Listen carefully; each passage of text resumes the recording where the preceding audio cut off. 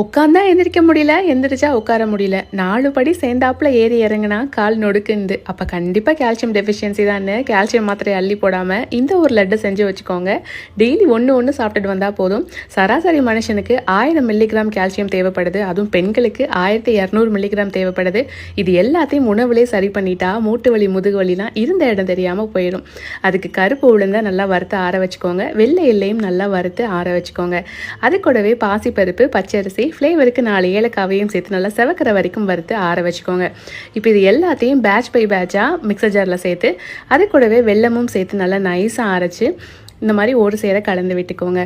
இப்போது இது கூடவே 50 ml நெய்யை காய்ச்சி நல்லா சுட சுட அது கூட சேர்த்து கை பொறுக்கிற சூடு வந்ததுக்கப்புறம் நல்லா கையிலேயே கலந்து விட்டுக்கோங்க.